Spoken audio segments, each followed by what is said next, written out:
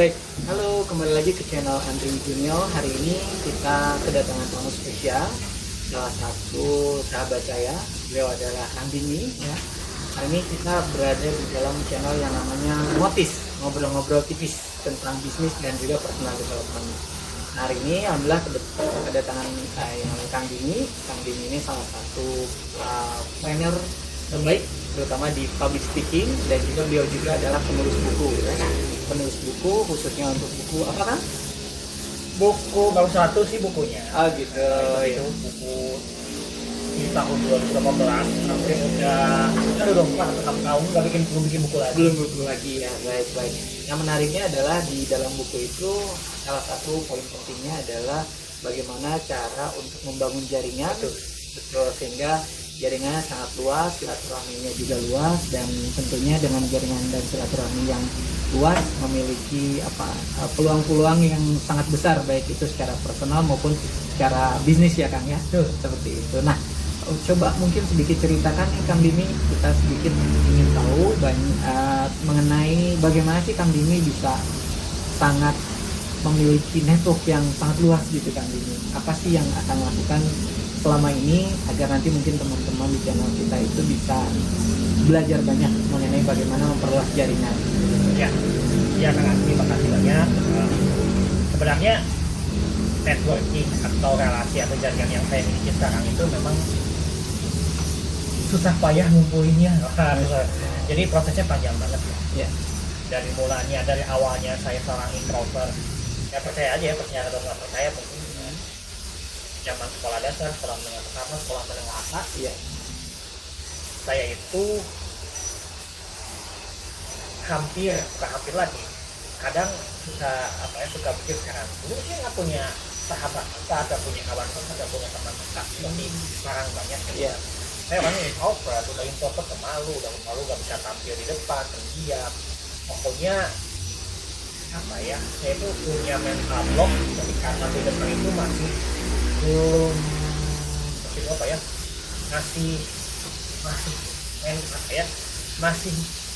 masih belum percaya diri aja. Kata teman zaman sekolah dulu saya tuh langsung jadi ketika dia fokusnya nggak bertahan gitu, nggak betah, lebih enak saya diam sendirian di kamar saya kan banyak membaca pun zaman sekolah dasar pertama. Dan dari zaman SD, SMP, SMA itu saya nggak suka organisasi, nggak pernah masuk organisasi manapun. Dikala teman-teman satu angkatan itu aktif di banyak organisasi kalau saya tidak gitu kan. Jadi cenderung saya itu monoton hidupnya. Jadi cuma di sekolah, rumah, prestasi juga nggak bagus banget, tengah-tengah lah, biasa-biasa sedang aja sih sebenarnya. Jadi ketika tahu nggak ada yang saya banggakan, tapi apa waktu zaman sekolah gitu.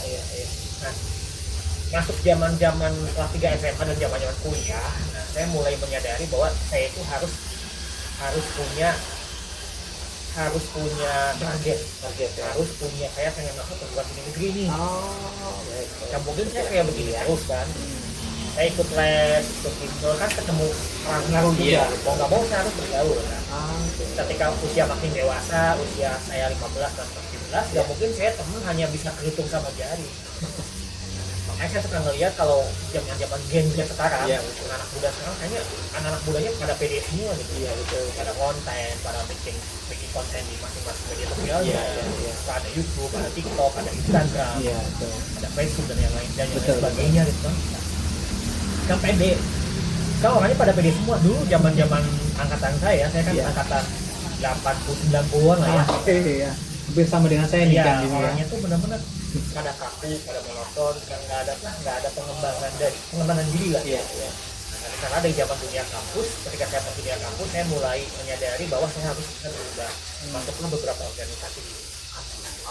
Berarti masuk ke dalam organisasi di kampus ya. Saya banyak mengenal orang luar. Tapi ini orang yang luar fakultas, luar jurusan, nggak hanya jurusan administrasi negara aja, saya AIN Unpad ya, nggak jurusan AIN aja, tapi jurusan lain, fakultas lain, bahkan dengan kampus lain. Saya benar-benar zaman kampus pengen benar-benar mengumpulkan sahabat-sahabat satu seperjuangan, satu angkatan. Minimal itu dulu lah. mengumpulkan sahabat-sahabat. Iya, jadi banyak sahabat, banyak relasi di zaman kampus gitu kan. Setelah lulus dari dunia kampus, di awal-awal di pertengahan semester saya mulai banyak tampil jadi MC lah, jadi moderator lah segala macam lah tahun 99, 2001, 2002. Nah, kemudian masuk dunia kerja. Nah, inilah di dunia kerja inilah yang menjadikan saya, karena selama di dunia kerja saya selalu ditempatkan oleh atasan atau oleh rekrutmen itu selalu di bidang HRD atau SDM. Oh, di bidang HRD atau SDM.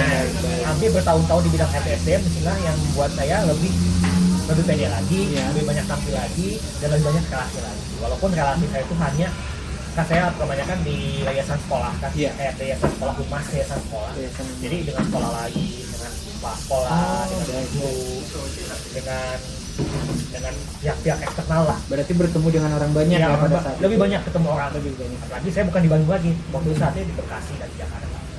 Setelah bertahun-tahun, hampir sampai tahun 2012, saya kembali lagi ke Bandung, jadi ke Bandung. Nah, di Bandung inilah saya mengenal banyak dunia komunitas. Saya masuk banyak komunitas positif ya. Dari komunitas itulah saya menemukan hal baru, manfaat baru, kawan baru, sahabat baru. 2013 sampai 2024, hampir 11 tahun saya sangat menyenangi dunia personal development, mulai mengadakan public speaking, dalam komunikasi skill. Semakin banyak saya misi di mana-mana, latihan di tempat A, tempat B, kota B, dan tempat yang lainnya, makin banyak tuh relasi. Nah, inilah kita harus pandai-pandai memelihara networkingnya.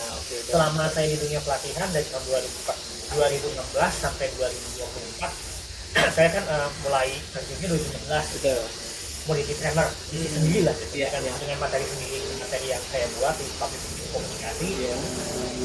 Dari selama 7 tahun 8 tahun itulah saya banyak menemukan paling banyak relasi networking kan. Semua job saya dan sama-sama itu semuanya berdasarkan relasi. 99,99%. Saya nggak sampai ngadain proposal ke perusahaan A, perusahaan B, mana gitu ya. Tapi datang dengan sendirinya. Ya, relasi ya itu. Nah, ini menarik ya teman-teman ya. Jadi melalui jaringan, lalu melalui komunikasi, kita bisa mendapatkan peluang-peluang yang baik ya. Tapi kan ini ada pertanyaan yang menarik. Kan kadang-kadang kita tuh agak kurang percaya diri ya masuk komunitas. Kadang-kadang kita perlu juga berbicara banyak dengan mereka, diskusi banyak seperti itu. Apa sih yang bisa kita lakukan dalam rangka untuk bisa masuk komunitas tersebut begitu? Sebenarnya untuk masuk komunitas tersebut, kebanyakan kalau saya komunitas sosial nih, yang banyak di bidang kegiatan sosial. Jadi non-profit kebanyakan, hampir 90%-an. Karena saya memang dunia kerelawanan dari 2014, zaman saya di Indonesia mengajar di EM kan. Nah, itu mulai di sana saya mulai menyenangi dunia kerelawanan. Kan relawan itu dibayar kan. Betul. Relawan itu kan non-profit kan. Kita lebih senang dapat ilmunya, dapat teman barunya lagi gitu kan. Relasi teman baru dari berbagai seluruh Indonesia. Relawan ya. Ketika masuk komunitas tersebut, saya disitulah ya mengenai sosial. Mulai saya terjun di dalam komunitas, selalu dipertemukan dengan orang yang satu circle semua, satu frekuensi semua. Nah, nilai dari satu circle tersebut, saya mudah dengan masuk komunitas tersebut. Dengan ikut kegiatan komunitas tersebut, langsung disuruh pengurus komunitas tersebut. Itu selalu terjadi ketika saya masuk komunitas A, B, C, D. Hampir sekitar 20-an komunitas yang sudah saya masuki. 20-23 lah. Banyak sekali ya Kang. Nah, di komunitas tersebut saya selalu bertemu dengan circle yang sama, dengan circle yang sama. Ketika ketemu dengan orang yang dengan komunitas yang lain, pasti nyambung, pasti ngeblend, terkoneksi. Karena memang dunia komunitas di Bandung itu orangnya itu aja yang saya tahu. Dengan frekuensi yang sama, dengan kita melakukan hal yang sama, itu kita kebaikan. Oh begitu. Jadi di awal mungkin kita tidak perlu menimbang-nimbang dulu apa untung dan ruginya ya kan? Iya. Kita masuk dulu ke komunitas, kita bangun jaringan, kita memberikan value kepada mereka. Itu ya salah satunya adalah dengan kegiatan relawan itu ya kan ya. Betul. Dan lain-lain. Waduh. Oke, Kang, kita ada pertanyaan menarik nih ya dari saya dan juga dari audiens ya. Ya. Kira-kira berapa lama sih kita bisa membangun jaringan sampai dengan jaringan sebesar ini, khususnya untuk dari Kang Dini sendiri ya?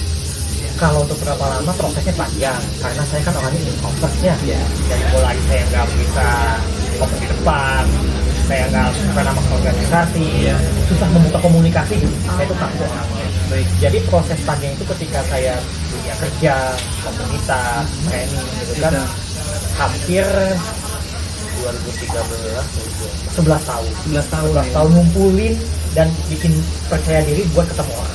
Luar biasa. Enggak sih, udah dari 2013 sebenarnya, dari 2007. 2007 Kemarin ya? saya kerja Jakarta di Bekasi. Nah, Iya. dari sana saya mulai bisa menjalin hubungan relasi dengan banyak orang. Dengan banyak Karena orang. saya dengan profesi bersama HRD, Iya. SDM di sebuah perusahaan di Jakarta di Bekasi, mau nggak mau saya harus ketemu orang di luar, gitu. Oh. Ketemu banyak orang. Dari Betul, sana betul.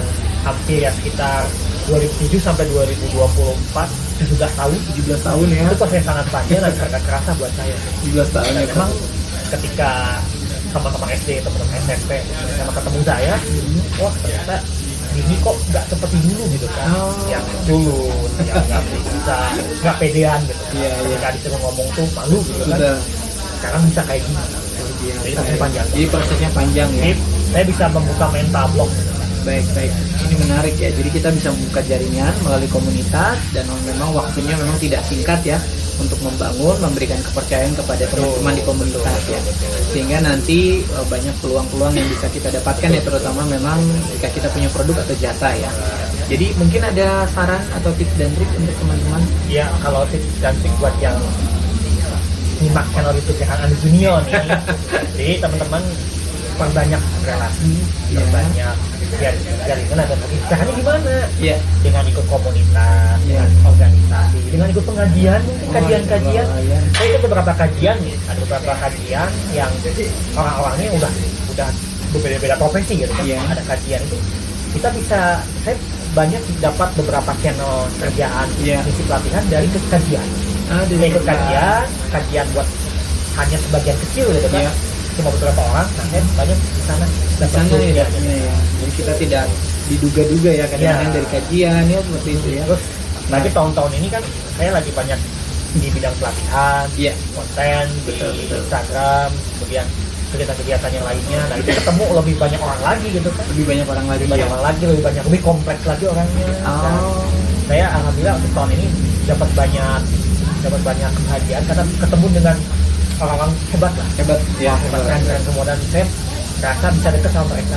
Iya, Itu iya. kan. Luar biasa ya. Nah, teman-teman, luar biasa sekali ya materi yang bisa kita dapatkan. Topiknya adalah bagaimana kita membangun jaringan dan komunitas dari salah satu narasumber terbaik kita gitu Kang Dini. Nah, teman-teman jangan lupa nanti mungkin Kang Dini ada media sosialnya biar Ada. teman-teman juga nanti bisa follow. Boleh Kalau Kang Dini. follow di Instagramnya Nanti ada di deskripsi juga ya. Nanti saya akan sematkan di Instagram di deskripsi. @kangdini aja. Di Instagram KANDDIN.